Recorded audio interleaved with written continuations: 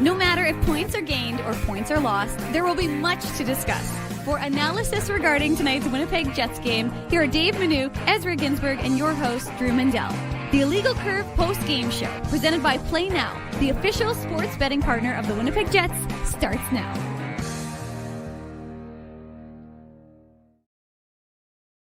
Good evening, Winnipeg. Good evening, Manitoba. For all those joining us live this evening on our YouTube channel and all of our social media platforms, we say good evening, universe, and welcome to the Illegal Curve post-game show. Along with Dave Manouk, I am your host, Drew Mandel, both trying to do the broadcast a little bit on the quieter side so I don't wake up my entire family. As you might be able to tell by the fact I'm wearing a t-shirt and there's no snow behind me, I'm on vacation. But nonetheless, there's no vacation from Illegal Curve, so I'm thrilled to be here tonight with Dave Manouk to talk about the Winnipeg Jets victorious 4-0 over the New Jersey Devils. Another shutout for Connor Hellebuyck, 50th victory for the Winnipeg Jets. A top-to-bottom dominant effort that started seconds into this game tonight, Dave, and it continued until the final whistle. The Winnipeg Jets emphasizing why they are the better of the two teams. I'm pretty sure the New Jersey Devils are going to be glad to be done with the Winnipeg Jets, losing the two games this year by a total of 10-1 to the Jets. So good evening to you, sir. Nice to see you. How are things back in Peg City? Well, Drew, you left at the perfect time, unless you happen to be walking around with a shovel, because it was Snowtober today, and we left this morning. I've been up since 4:30 in the morning, so we did leave. We did get the snow. I did have to shovel before we could depart. Well, there were lots of you left behind your fellow Manitobans, and we were all shoveling our respective yards and sidewalks, I should say, to get out, and driveways to get out of the amount of snow, the heavy snowfall we experienced over the last few days. Crazy to think it was 12 degrees on Wednesday and now suddenly cold enough to get some snow. But it's what we get sometimes here in late March, and we'll deal with it. We'll move on. We'll be resilient, and like the Jets, we'll just put this one behind us and then hope that the weather will be better come next week, in which it's expected. And look, this Jets team, this Jets effort, right from the outset, right from the start of the game. And it's funny, like Amanda Stein, our good friend, used to be on TSN in Montreal, now works for the New Jersey Devils. She was talking to Brendan Dillon, and one of the quotes she had is, let's get out of this, the first 5 minutes of this game 0-0. And sure enough, they weren't able to do that in the first 2 minutes, let alone the first 5 minutes. But it's just an indication of how good this Jets team has been. And Brendan Dillon knows. I mean, this Jets team is on a mission. And like I was in the room today, Luke Schen's a pretty funny guy. You can see, again, it's a very connected group. And you hear from the comments from Luke Schen, right? It's interesting. He went home again to visit his family, his wife and 3 kids in Nashville during the day off on Wednesday and then yesterday. And he said that it was actually at the direction of Scott Arneal and Kevin Cheveldayoff. They said, really, you should go back and be with your family. We've got some time. It's not a big deal if you miss practice. But again, it's just an attitude that's permeating the locker room. You can just feel like that connectivity. Kyle Connor, should congratulate him. He welcomed his daughter to the Willa, to the world on Wednesday night, I believe. So congrats to him and his wife. And they had their first, and he was understandably not at practice on Thursday, but he was, of course, at morning skate talking about it. If you missed those, of course, we have those, on our YouTube channel. But yeah, it was just again, this is a team that they're aware. They're very aware of the fact that they have no opportunity, and it's not a bad thing, Drew, to take their feet off the gas. They know where the Dallas Stars are. They know where the Colorado Avalanche are, and they are not taking that lightly. Dallas Stars, as of, finally caught up to them. Remember, the Jets had played 2 more games than Dallas. Well, Dallas kept winning. And so Dallas was only 4 points back of Winnipeg as of today's puck drop. Now they're 6 points. Dallas now has a game in hand, but you want to keep adding those points to the standings bank. And now the Jets leapfrog, as you said, they get to 50 wins. They leapfrog the Washington Capitals for the top spot in the NHL. But as Kelly Moore said, 5 of the top 13 teams are from the Central Division this year. And this is just a lethal group to be a part of. And the Jets know that for their final 10 games, Drew, they can't afford to take their foot off the gas. They have to keep doing what they're doing. Again, They don't have to win 10 games in a row unless they do. Well, they wouldn't have to because Dallas can't overcome them if they did that. But my point is, we know that last year they went in on an 8-game winning streak. It didn't mean anything when they got bulldozed by Colorado starting in game 2. But the fact of the matter is you want to see the team not taking their foot off the gas and playing a cohesive style of game and a connected style of game. And we saw that in tonight's game. And it bodes well because, look, let's be realistic. This New Jersey team, they're dealing with a lot of injuries. But at the same time, Drew, they're not really desperate because the Atlantic is so bad that really it's just that the Islanders are 9 points back of them. So they're comfortably in third, and they weren't going to catch first or second. But and we know that New Jersey's like in trouble based on how many injuries they have this season. But I'm just saying that still they wanted to win. They haven't been playing particularly well. They're 5-4-1. They were 5-4-1 coming into today's game. Beat Chicago, which is not a huge feat in their last effort on their road trip. But yeah, it's a good win. It's a good win for the Winnipeg Jets, and it allows them to kind of build on it. And the manner in which they win the game, I think, is what matters as well. I mean, this is a game that, especially once it was announced pregame, right before puck drop, that Luke Hughes wasn't going to be in the lineup either for the New Jersey Devils. So you just add him to the litany of injury troubles the Devils are currently suffering. This should be a game that the Jets win handily. And they did. And you saw that New Jersey play. It was a team, look, if you give up 2 goals within the first 2 minutes of the game, that's a sign that you're not ready for puck drop. That's a sign that you're not interested in really playing this game. But from the Jets' perspective, the flip side to it is you've started the game properly. You've come out with the right mindset. You've come out with the right intensity. You've come out with the right attitude, and they took it to New Jersey. So, again, similar to the game against Buffalo last Sunday. Not that New Jersey's way better than Buffalo, don't get me wrong. But, that game was a little bit just sleepy. This had the potential to be sleepy if the Jets didn't play it properly. But it's a Friday night. The crowd, sold out crowd again at the arena, 4th straight sellout, if I believe, if I'm not mistaken, with my numbers on that front. And the Jets rewarded them. So you come out, you score 2 early goals. New Jersey's done. I mean, they pushed and they had some opportunities on a couple power plays. And then Connor Hellebuyck stood up at that point in time. But the truth of the matter is the Jets just, they did what you're supposed to do against a weaker opponent, against a banged up opponent, against an injured opponent, and the Jets wanted to continue. Look, the worst thing you could do is get the 2 points that you do against Washington on Tuesday night and then lay a stinker tonight against New Jersey. And the Jets certainly knew how to play the game the right way, and they did so in front of an adoring audience. And as a result, they're the first team to get 50 wins. They're back atop the President's Trophy race. Washington still with a game in hand. And again, Dallas is, on an incredible streak, as our buddy Mike McIntyre said yesterday. It seems like Dallas is never going to lose again. Did you see the number of the shot attempts that Calgary it was like 108. I think it was the second most shot attempts in the entire NHL this year, and Dallas somehow won the game. Here's Scott Arneal.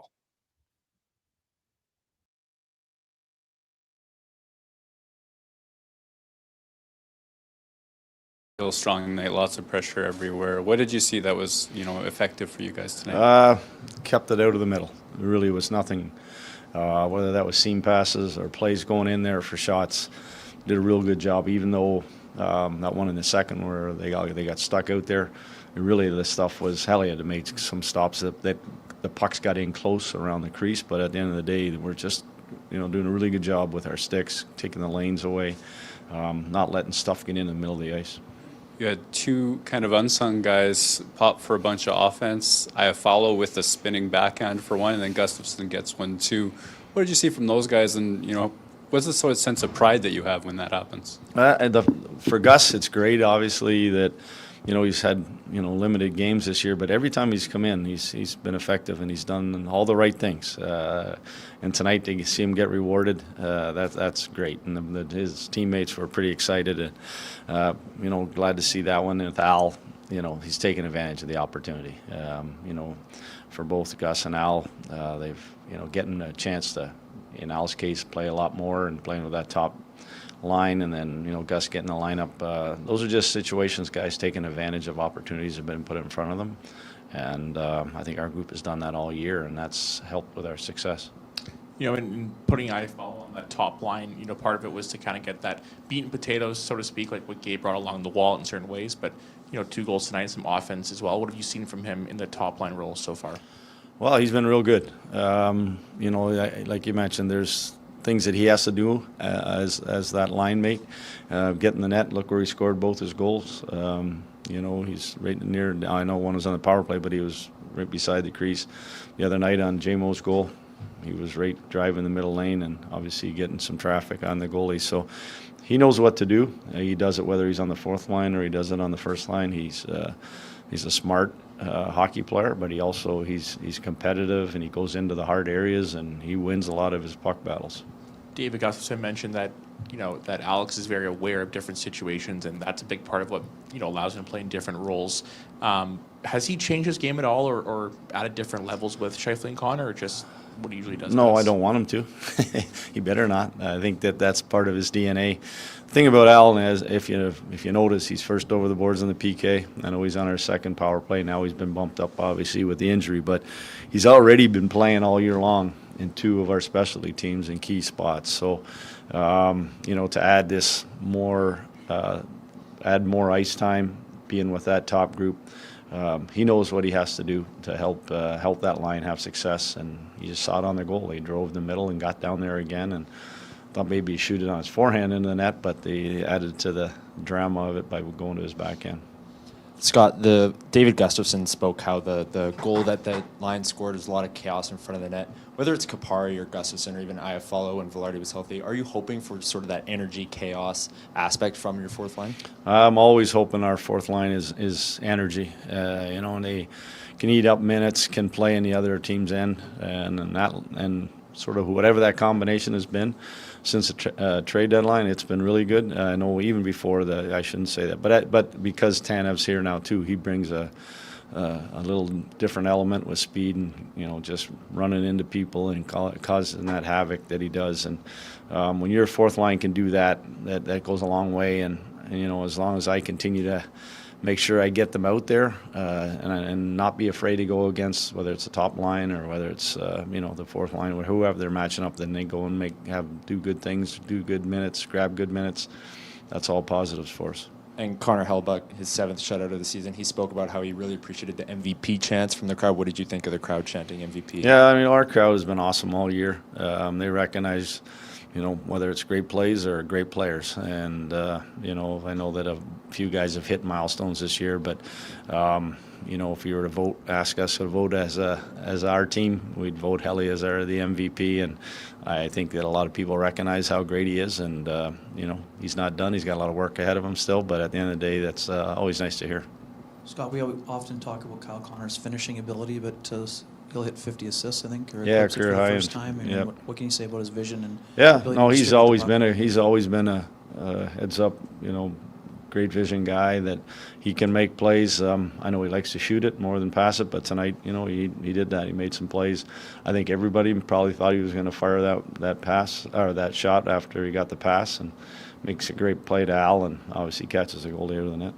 Quickly, you swapped the second and third pairings a little bit, just with Miller and Shen in the first period. No, that's just based on kind of more on kind of what it's coming. Might be coming off somebody with an extended shift, might be coming off a PK or a power play. Well, there wasn't anything that way, no. Is there any chance that Kyle Connor banked that off the end boards? Oh, for sure, he did on purpose. No. There was some talk. A mic drop walk-off by the Winnipeg Jets head coach Scott Arneal there in his remarks after tonight's Winnipeg Jets 4-0 victory over the New Jersey Devils. Dave, I didn't quite hear what I think that was Murat. I didn't quite hear what he asked there at the end, but I think he basically was saying he was, you know, on the Kyle Connor on the 4th goal, he was saying was that a shot, not a sorry, was it a pass, not a shot? Right. And that's what I thought he was saying. I think, as you would say, Drew, that was tongue firmly in cheek in his response. That is something I would certainly say. Why don't we get into the goal-by-goal recap here on the Illegal Curve post-game show? If I can find the button, I got to find the button first. That's I'm a little sloppy right now. There we go. The Play Now game recap. Big thanks to our friends at Play Now for their continued support of the Illegal Curve post-game show. Learn to bet with Play Now, the official betting partner of the Winnipeg Jets. Sign up and get up to $250 in bonus bets. Conditions apply. 18 plus. Enjoy responsibly. Play Now, good friends of the show. We thank them for their support. We talked about it really off the start, Dave, how it was important for the Jets to get off to a good start against a wounded opponent, weaker opponent, and they certainly did that. 58 seconds into the first period, Alex Iafallo, his 12th of the year. Kyle Connor, his 50th assist, and that's a big number that shouldn't go overlooked. It didn't go overlooked in Scott Arneal's press conference there. And Mark Scheifele, his 44th assist on the year, and it's 1-0 for the Winnipeg Jets. 58 seconds in, and it's just, again, hard net drive by Iafallo, poor defensive coverage by the New Jersey Devils. This is Johnny Kovacevic, our old friend, and Brian Dumoulin are the deep pair that are back there, and it's just nobody's taking any guys from the New Jersey perspective, which allows Iafallo to get into the slot and do that spinning backhand and puts the Jets up 1-0 early in tonight's contest. Yeah, I mean, look, the Jets did something I like. They attacked with numbers, right? They recognized Josh Morrissey. I mean, Josh Morrissey's up in the play. Josh Morrissey's the deepest guy on this play, Drew. So, I mean, he's adding a wrinkle to the offense and again, causing the defense of the Devils to be like, we got a 4-on-2 essentially, and their guys are trying to get caught up. But like you said, it kind of leaves, an uncertainty as to who is supposed to take who. And as a result, the Jets take advantage of that chaos. And we see the connectivity. I'm going to be using that word a lot, I guess. But, Mark Scheifele and Kyle Connor, I mean, these two guys are absolutely dialed into where the other guy is and know how to find them.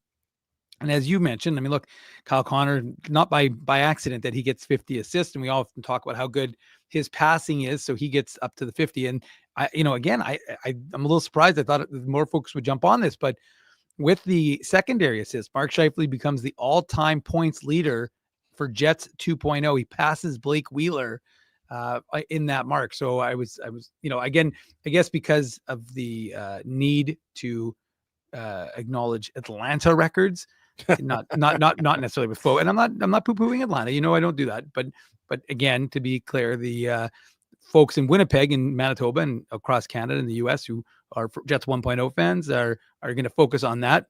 But like I said, so Mark Scheifele, he gets his he moves into become the all-time 2.0 franchise leader. He's still got a ways to go though, Drew, to catch Dale Hawerchuk. So Mark Scheifele has 796 points in 870 games. Blake Wheeler, for the record, had 795 in 874 games. So he beats him in that regard, but he still trails Dale Hawerchuk 929 points in 713 games. Ridiculous.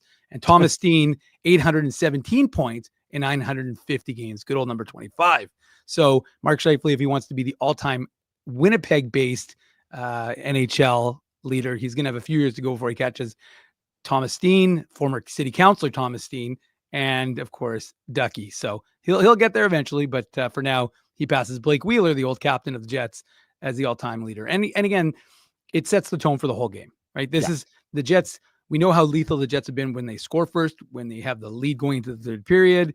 Like it was funny when Dan and Kevin were talking at the, early in the third, and they're like, well, barring something unforeseen, I'm like, Dan, this one is over. I mean, sorry, when it was 2-0, it was over, but 4-0, this game is completely over. There was a 0% chance. I'm not a gambling man per se, but I would tell you that if whatever the odds are to bet on Winnipeg to win that game in the third, I know the odds would be bad, Drew, but let me tell you, you could take Winnipeg because it was a lock at 4-0. So, the Jets get the good start, 58 seconds in. And again, Alex Iafallo, we talked to Kyle Connor today about what he brings to the lineup, and Jacob asked the question after the game, but it was just that idea of you have a lunch pail guy, similar to Gabriel Velarde, even though Gabriel Velarde was struggling a bit before he went down with the injury. Velarde's got more, I think he's got more. He's got better hands. He's got more high-level skill than Iafallo, but similar styles in that similar style, always going to be around the blue paint. That's right. And so you get a guy who plays that similar style. And like I said, not quite as talented, but a little bit different in that regard. And yet he goes to the front of the net and these guys know how to find him. And so sure enough, a little backhand flare and 58 seconds in, you got a 1-0 lead.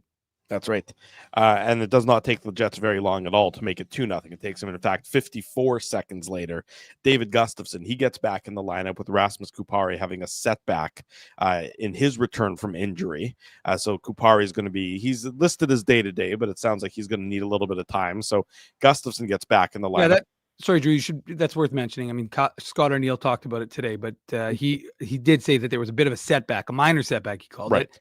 And we presume he didn't really clarify as he just kind of, when Weber asked him lower or upper body injury, he basically said it's the same injury, but didn't actually express exactly what that was. Our assumption is that it's the concussion from the concussion he suffered when Hudson Fashion hit him in the game against the Islanders, but we don't actually have confirmation of that. So we don't know. We just know that Kupari didn't skate yesterday and didn't skate again today. That's right. And he's going to be out of the lineup day to day. Sorry. Day to day. He was I mean, listed as day to day. I wouldn't expect to see him on Sunday. I wouldn't expect to see him really anytime soon, per se, but obviously time will tell on that front. But David Gustafsson gets back in the lineup. Morgan Barron shifts back to the center ice position in that fourth line for the Winnipeg Jets with Brandon Tanev there as well. And then the three of them combine for the Jets' second goal. Again, it comes 54 seconds after they make it 1-0. It starts with a bad pass in by the New Jersey Devils. It's a bad pass from Brett Pesce to Simon Nemec. And then Nemec, compounds it. It's in his feet, it's in his skates, and then it just gets put right into the center of the ice, and then all heck breaks loose. It's a chaos play. It's a goalmouth scramble, and David Gustafsson, you can see that his eyes are probably getting as big as as big as dinner plates, as you can see the puck just lying there in the crease as the scramble is on, and he jumps on it and he deposits it past Jake Allen, makes no mistake on it. Not the line you want to turn the puck over to, because chaos is what they thrive on, and the Jets respond to the chaos by making it 2-0 less than 2 minutes into the first period. That's as bad a pass. It's kind of reminiscent of the pass when Luke Shen tried to hit Dylan Sandberg and it resulted in a goal against. But Pesce hits him in the skates. Yeah. And the Jets opportunistic, aggressive and, like you said, chaotic, and they swarm, and the Devils are just discombobulated. They don't know what the hell they're doing. The Jets, to their credit, aren't sitting back. I mean, you don't get of the first goal and just say, okay, we're happy with that. You get a second goal quickly. And as the folks at Sportsnet stats put out, this was the fastest 2 goals to start a game for the Jets this season. And it was kind of demoralizing for the Devils, right? Because if you're Devils, you're thinking, okay, we know we had to try and hold it to a 0-0 game in the first 5 minutes, and now it's 2-0 a minute 58 into this hockey game. So you know that if you're the Devils, there's a bit of woe there, because the likelihood, as I indicated earlier, when the Jets get the first goal, Drew, they don't give it up. So and it's got to be good feeling for David Gustafsson, because I'm at practice and I'm obviously at morning skates, and he's a hard worker. He's one of the last guys off the ice, and you can see that he puts in the time and the effort when he's not in the lineup. And so he'd missed the last 9 games. I don't remember. It was his last game. Actually, his last game might have been that Islanders game. No, it was March 6th, whenever that was. I don't remember who they were playing. Maybe the Flyers or someone. It was an Eastern team, I believe. But anyways. March 6th. When was the trade deadline? Was March 6th the trade deadline, or was it the 7th the trade deadline? I'm trying to remember. Well, usually do some simple math. Today's the 28th, so the 7th would have been the trade deadline. So the 6th was the game against Philadelphia. Yeah, it was against Philadelphia. I just checked. Anyways, it was March. Yeah. It was March 6th against Philly. But so that was his last game. He missed the last. He was a healthy scratch for 9 straight, and then gets into the game and scores an early one. So that's got to be a good feeling for him to get that reward for putting in the work, and gives the Jets a 2-0 lead. That's right. And 2-0 is the way the first period ended. The Devils did score a goal, but it was immediately waved off on the ice by the official. And it was so blatant that the Devils didn't even elect to challenge it. So you knew that it definitely was goaltender interference, and there was no disputing that one whatsoever. So the first period does come to an end. Very successful first period for the Winnipeg Jets with that 2-0 lead. It really was, after the first 2 goals, it was a pretty low event first period. I mean, the shots in that first period, let's see if I can pull them up quickly here. I know I had them handy, but that doesn't mean anything because, again, I'm rusty. You're saying shots in the period? It was the shots in the period. 9-8. Yeah. 9-8 for Winnipeg. There you go. It was, it wasn't a ton going on after the first two goals for the Winnipeg Jets, but that's okay. When you're up 2-0, then that's the important part for the Winnipeg Jets. And then, of course, they make it 3-0 in the second period. And then really it's all over at that point in time after they kill off a couple penalties. So that's also important to note that in that first period, Vlad Nemesnikov takes a goaltender interference penalty. The PK kills it off. Then early or about midway through the second period, Colin Miller takes that tripping penalty, and the PK kills it off. The PK went 3 for 3 all told in the night, and it was that second power play opportunity, the one where Colin Miller tripped Nico Hischier, that Connor Hellebuyck really had to be at his best. He had to make a number of big saves on that PK. That was probably some of the most dangerous chances that the Devils had in the course of tonight's game. But Connor Hellebuyck came up big, and that's what elicited the MVP chant that Scott Arneal was asked about during the post-game press conference.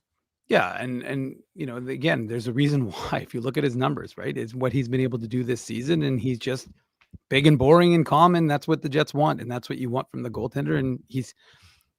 I mean, again, whether he gets to the number of wins that Marty Brodeur and Braden Holtby set at 48 for the NHL record, we know he's going to eclipse his own record, which was 44 wins. He set a career high for shutouts with 7.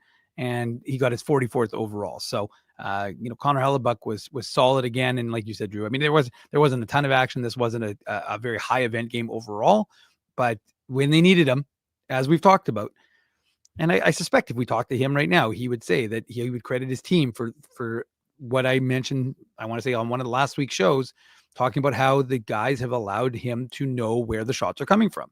If he knows where the shots are coming from, he's saving them. So, not a surprise, but yeah, it was a solid effort, and again another good game from 37, and he continues to, like I said, he'll eclipse his own personal record, 44 wins, just in a few more games. And I should mention also, he ties Brian Little for 7th on the all-time games played list, Drew. So he's got 561 games. Because actually, no, it's interesting though, because pretty soon they'll all be all the active ones will be guys who are, well, current Jets, I should say, and then obviously Blake Wheeler. There you go. The Jets only had one power play opportunity in the course of the entire game. And it was right after that Miller. That's penalty. right. It was right after the Colin Miller penalty. Simon Nemec takes a tripping penalty against Colin Miller. So the Jets head to the power play, and Alex Iafallo gets his 13th of the season, his second of the game. And in addition to giving the Jets the 3-0 lead, it's also our Seagram shot of the game. The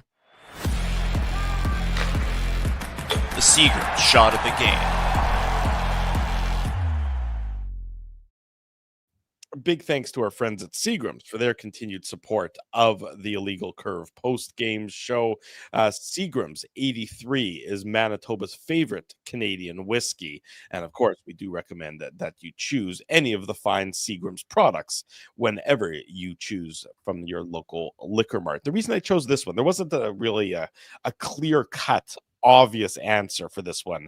There would have been if Nikolai Ehlers ended up scoring on that unbelievable rush that he had. Unfortunately, he didn't. And Adam Lowry just missed on that one as well. But there wasn't really an overwhelming obvious answer for the Seagram shot of the game for tonight's game. But what I liked about this one is Iafallo's patience in it's a power play goal. So that's always good for the Winnipeg Jets. The power play has been not as prolific as it has been earlier in the season, let's say. But what I like about Iafallo here is his patience in sort of gloving down that loose puck after Jake Allen makes the initial save. I think it was off of the Ehlers shot, or it was off the Morrissey shot, and then Ehlers deflected it as well. Iafallo has the presence of mind to glove the puck, bring it down to his stick, and then put it into the net behind Jake Allen. Again, not an obvious answer, but I thought just the poise and the calm demonstrated by Alex Iafallo is warranted for the Seagram shot of the game. Very easily could have been his first goal as well. I knew I was going to give it to Alex Iafallo, but to be honest, I wasn't sure exactly how it would fit perfectly into the flow of the show. It flowed a little bit better as goal number 3 rather than the first goal of the game. But Iafallo was getting the Seagram shot of the game regardless today. Well, and it's interesting, Drew, right? Because you talk about the flow of the game, and there wasn't much in that second period. There wasn't, like you said, it was fairly low event. There weren't a ton of shots in the second. And so you're kind of like wondering, and the Jets power play, I mean, worth noting, this is one of the first times now in this season they have not been first place. They've been overcome by the Vegas Golden Knights. The Vegas Golden Knights are now first overall in the NHL, and the hard-charging Detroit Red Wings, who have a very good power play, are now in third, but they're very close to the Winnipeg Jets. So the Winnipeg Jets get an important goal. I mean, they all they care about is scoring goals that help them win games. They don't necessarily care where exactly they finish, but it makes them feel good to get back on or break that sort of streak where they have been able to have that success. And one of the things we see on this goal, Drew, guys are moving around, and Yes, they take advantage of it. And there's a lot of expectation with Nikolai Ehlers. That the Devils all kind of bite on him, expecting him to take a shot. He knows Alex Iafallo is over on his left, just puts it over to him, and sure enough, puts it into the back of the net to give the Jets that 3-0 lead. And like I said, Alex Iafallo continues to kind of produce. And one of the things that Kelly Moore asked him about, when we talked to him, was it I guess it must have been yesterday after practice. I think it was yesterday. Yeah, it was yesterday after practice, because it was Shen and Connor today. But was the idea of like the higher expectation of him to play with that first line, right? Because he's a guy who usually plays 30, 40-second shifts with the fourth line. But now that first line, they tend to take 50, 60-second, maybe not 60, but 45 to 50-second shifts. Yeah. So, and especially with the added minutes already, for the fact that he takes power play and he takes PK minutes, how is he going to be able to adjust? And he said, look, I'll adjust based on the situation. If they need me, they need me. If they don't, they don't. But, my minutes are going to go up. And I think he's up, I want to say about 5 minutes from his average. I don't know how many minutes he played in tonight's game, Drew, but the fact of the matter is I think he's up over his season average 4 or 5 minutes per game, with the addition to the first line. But it seems to not be impacting him so far. So the Jets are going to be happy to have him kind of smoothly being able to transition to that first line role. And we know he's obviously done that before, and they're having success with him there now. So the Jets have a 3-0 lead. And at this point, it's over, Rock, is the way they should be looking at this game. You mentioned the time on ice in tonight's game, and again, beauty of this kind of game where the Jets can, Scott Arneal, it's an easy game for him to coach. Just keep throwing everybody over the boards, one after the other. Sure. The lowest minutes for the Winnipeg Jets in tonight's game was David Gustafson at 10 minutes and 33 seconds. And then the highest minutes in tonight's game were Dylan Samberg at 21:50. So, I mean, when you can get all of your skaters in between 10:33 and 21:50, that tells you that, the coaching is really, it's a fairly easy game to run the bench with. The players love that kind of game because everybody's getting a shift, every 3 or every 4 opportunities. And so you get a real feel for the game and everything else. So, kudos to the Winnipeg Jets. Just again, where we still got one more goal to go through here, but it was an easy win. It was easy win. You had an opponent in the New Jersey Devils that were banged up. They were a shadow of themselves. It should have been an easy win for the Winnipeg Jets, but just when it should have doesn't necessarily mean that it always is. But tonight it was, which sent the hometown crowd very happy. And the one thing I would add to your point there, Drew, is the fact that there's a huge benefit to a team that is, again, wanting to finish first and is going to want to be in all these games, to be able to not have to ride your top dogs and not have to overwork Connor Hellebuck and all of those sorts of things. And I know the Devils had more pressure in the third while they were chasing the game, but ultimately at the end of the day, this, to be able to, I mean, it was funny because we talked to Scott Arneal yesterday after practice at the Hockey for All, and he basically was saying, like, after we talked about Iafallo's minutes, he was asked about Morrissey, and he goes, well, Morrissey, he'd play 30 if I'd let him, and the fact of the matter is that, again, Josh Morrissey has a lot of miles on his legs already. Still looks 30 good. years old today. Happy birthday, Josh Morrissey. 30th birthday today. Good point. Good memory by you. But the fact of the matter is, although he didn't accept your birthday card, I understand. But regardless of that, that's I think the benefit to not overtaxing these guys as they head into the playoffs and the stretch drive. And again, some big games still against the Dallas Stars. We know that's, what is that, April 4th, Drew? April 10th, Thursday, 10th. April the 10th. We're Oh, actually because going to be it's a Boston Pizza game, right? It's a Boston Pizza game. So you can mark this down in your calendars. Thursday, April the 10th, we will all be at Boston Pizza on Taylor Avenue. That is for our next edition of the Illegal Curve watch party and live on location post-game show. Could very well be the game that the Winnipeg Jets clinch the Central Division and the Western Conference Championship, or it could be a game where Dallas moves even closer to the Winnipeg Jets. So you know that Thursday, April the 10th, between the Jets and the Dallas Stars is going to be an absolutely huge hockey game. We're going to be at Boston Pizza on Taylor Avenue. We want you to be there as well. So be sure to mark that in your calendar and join us there in a couple of weeks' time. I guess that's 13 days from today, if I'm not mistaken. If I can do some simple math, it would have been 2 weeks from yesterday. So 13 days from today, we'll be at Boston Pizza on Taylor Avenue for the Illegal Curve watch party. One final goal in tonight's game, Dave M., and it comes off the stick of Mark Scheifele with 42 seconds to go in the second period. It's his 36th of the year assist to Kyle Connor.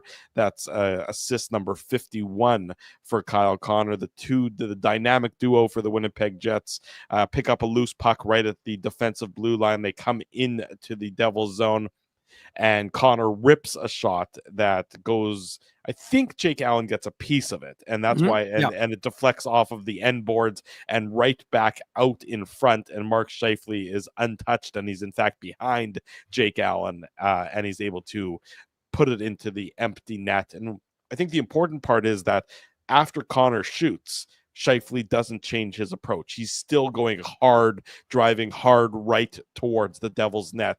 And by continuing to move his feet on this goal, and after the Connor shot and not maybe gliding, he puts himself into the position to knock it into the empty net to round out the scoring for tonight's game and give the Jets the 4-0 victory.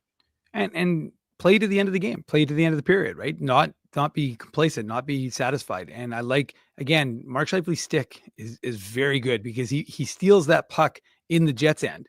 And then, like you said, Drew, continues to push and get towards a spot, which we saw, I think I said a number of times in this hockey game where the Jets did that. They weren't always rewarded for it. But here's another example with 41.9 seconds to go. I mean, again, if it wasn't already decided, it was decided at this point. 4 goals on 15 shots. A little surprised, actually, they started Allen instead of Markstrom.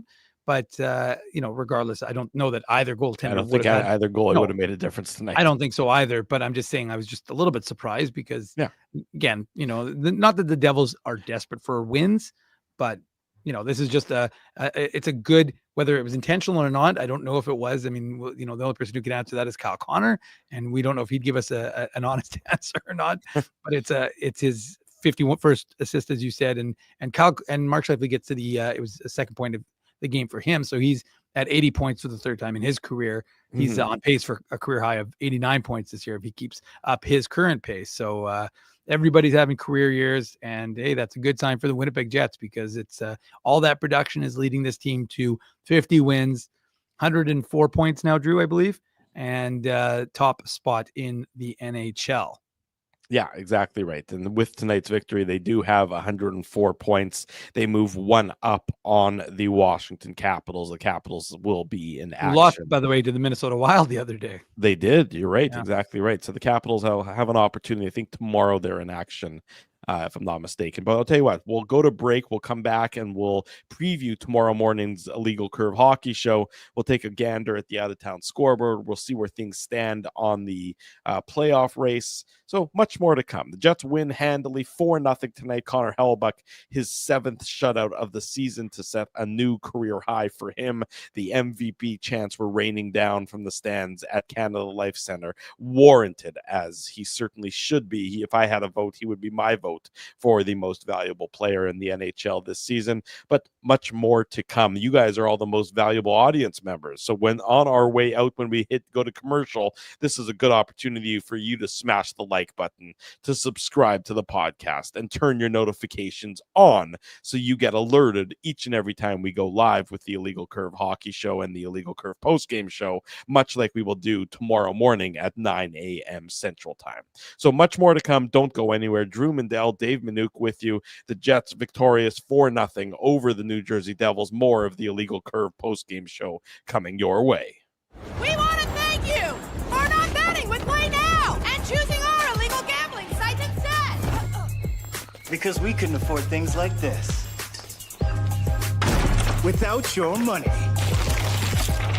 So much of your money. Now you might have questions like, Do our profits benefit your community? No.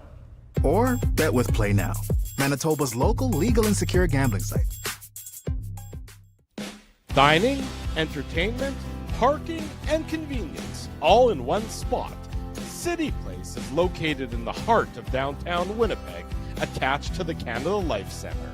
Whether you're working, living, or out for a night in the downtown, make City Place your go-to destination before or after the fun finds you. Lunchtime, game time, anytime, visit City Place at 333 St. Mary Avenue, next to Canada Life Centre. Holt Dental, the new official dentist of Illegal Curve, has a philosophy rooted in two unyielding principles: genuinely caring about patients and providing outstanding service. Being a patient of Holt Dental means more than just checkups and treatments. It's taking the time to listen and talk to each patient so they can achieve the best long-term health, functionality, and aesthetics for their teeth, mouth, and gums. Conveniently located at Grant Park Festival on Taylor Avenue, Holt Dental is dentistry of the highest quality in a comfortable and relaxed environment. For more information, visit holtdental.ca. Oh, and there's plenty of free parking at the front door, too. Celebrating its 40th year as Winnipeg's home for stand-up comedy, Rumors Restaurant and Comedy Club has recently been named Canada's top comedy club and a top 5 comedy club in North America. From birthday parties to date nights to fundraisers and everything in between, Rumors is your destination for the best and most affordable live entertainment Winnipeg has to offer. For more information on upcoming shows, Rumors' incredible promotions, and to purchase tickets, visit rumorscomedyclub.com. At Boston Pizza, a fast lunch doesn't have to mean fast food. Now you can get a $15 lunch served in just 20 minutes, including your choice of a main, side, and drink. That's right, lunch for $15 at your local Boston Pizza.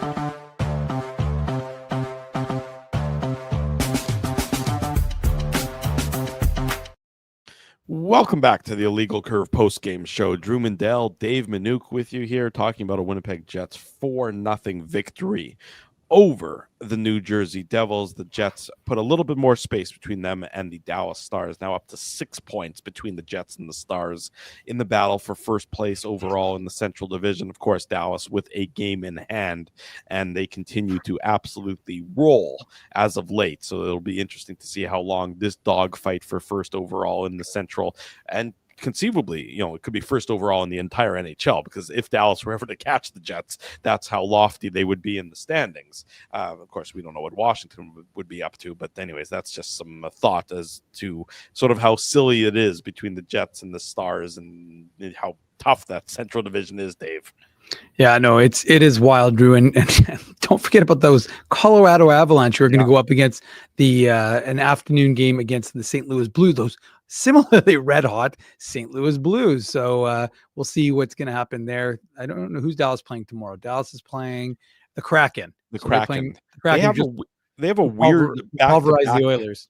Yeah, they have a weird back-to-back against the Kraken in that both games are in Seattle. They play, I believe, Saturday against Seattle and then Monday in Seattle. So it's weird that they play kind of like that Washington game set against the Jets many years ago. Exactly. So the Dallas is playing the Seattle the next 2 games, both of those games in Seattle. So who knows? Maybe the Kraken have the Stars number, but as of late, not very many teams at all throughout the league. Well, the Calgary Flames should have had their number. They sure deserved to win that game. I think it was like they deserved to the Winnemeter was like 98% in Calgary's favor. So Yeah. I didn't watch the game, but people were saying Calgary was phenomenal and just couldn't. I think they had a couple goals disallowed as well.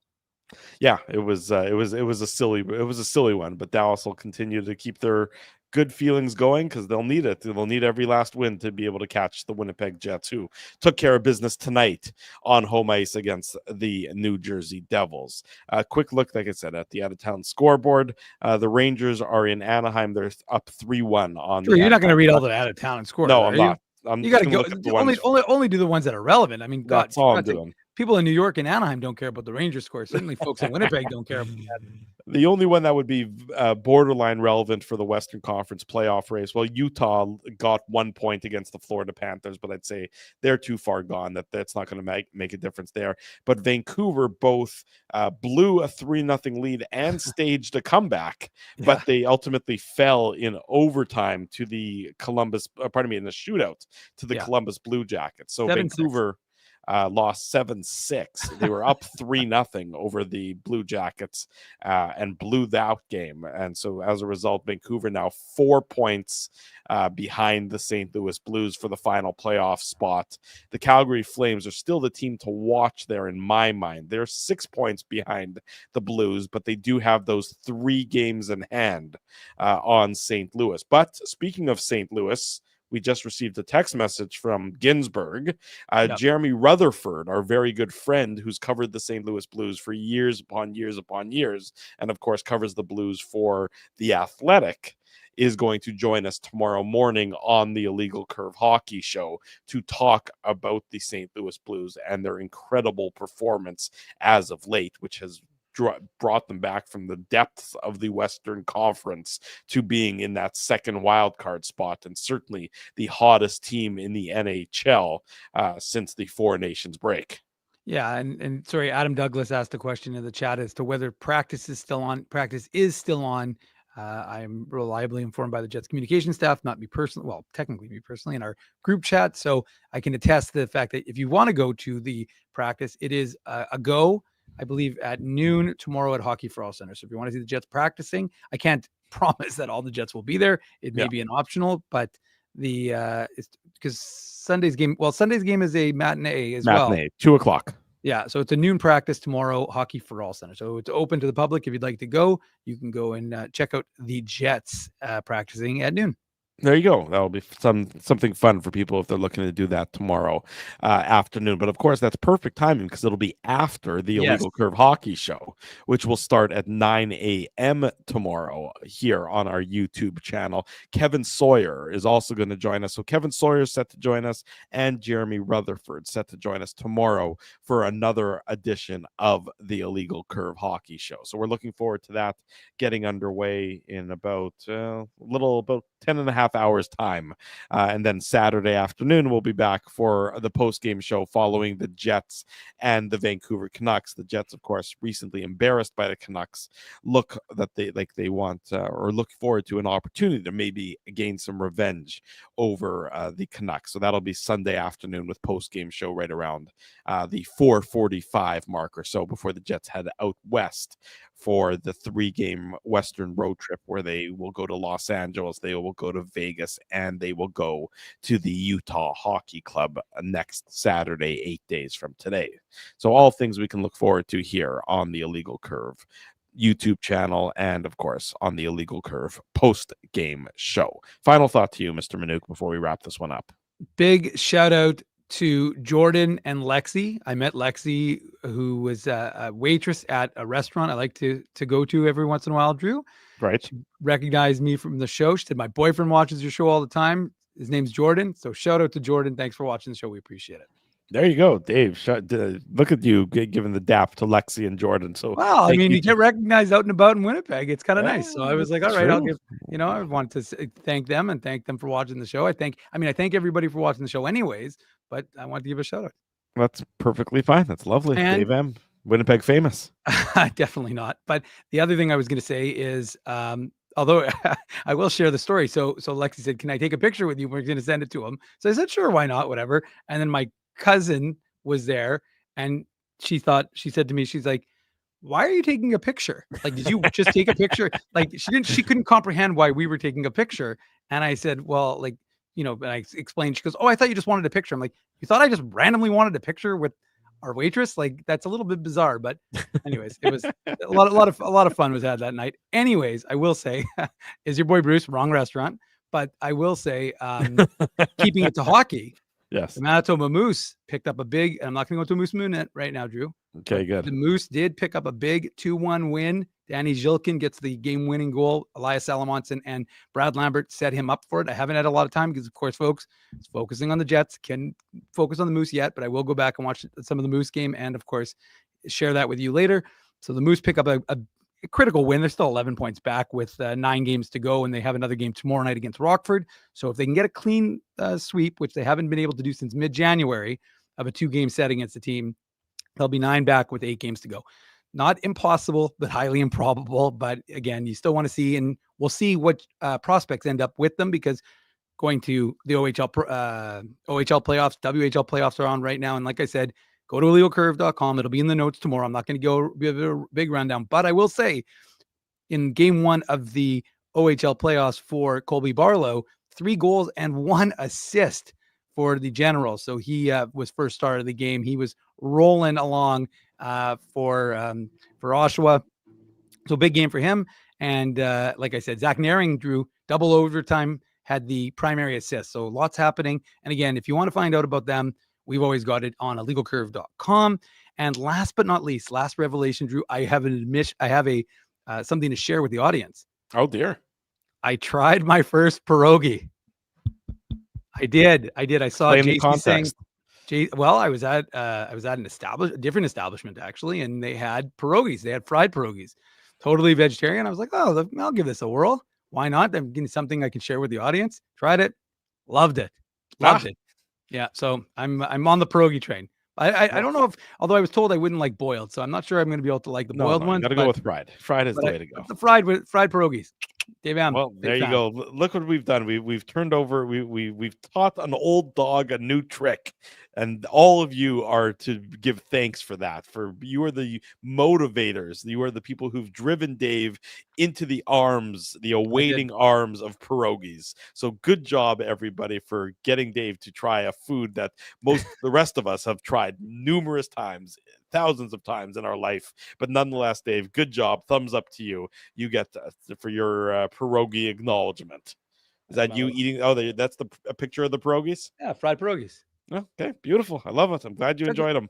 I know T. Conapoli's proud of me. Come on, let's go. Yeah, and we're all proud of you, Dave. That's we are. Doug's giving me the gears. He's saying all pierogies are boiled. They're fried after they're boiled. He's right about that. I mean, to be prepared, they have to be boiled. But I mean, some people just boil them and then just serve them with butter. Yeah. That wouldn't be that's not how I choose. And again, we don't need to go down the rabbit hole of pierogies. We have a show coming up tomorrow where we can spend 2 hours talking about it, in and around talking about the Winnipeg Jets. We'll end it there for tonight. We'll thank everybody for joining us. If you haven't already done so, go smash the like button, subscribe to the channel, turn your notifications on. That last one's really important. Turn your notifications on. That way you get alerted each and every time we go live here on the Illegal Curve YouTube channel, be it for the Illegal Curve Hockey Show or the Illegal Curve post-game show. As a reminder, the Illegal Curve Hockey Show tomorrow morning, 9 a.m. Kevin Sawyer, Jeremy Rutherford, tons on the Jets, tons on the playoff races, plenty to discuss. So be sure to join us back here tomorrow morning for the Illegal Curve Hockey Show. On your way out, again, smash the like button. Thanks to all of our sponsors. They make the show a possibility. That is our friends at Rumors Restaurant and Comedy Club, Play Now, Holt Dental, Boston Pizza, City Place, Seagram's. Support these fine businesses because of their continued support for Illegal Curve Hockey. I'm fairly certain I haven't woken up my family. That means I get a thumbs up. Dave M., you did a great job. You get a thumbs up. Everybody who joined us, you all get thumbs up as well. I'm giving out the thumbs up left, right, and center like Dave M. is eating his pierogies. Jets win 4-0 over the New Jersey Devils. We'll see everybody tomorrow morning for the Illegal Curve Hockey Show. Until then, we wish you good night and good luck. And thanks for watching the Illegal Curve post-game show.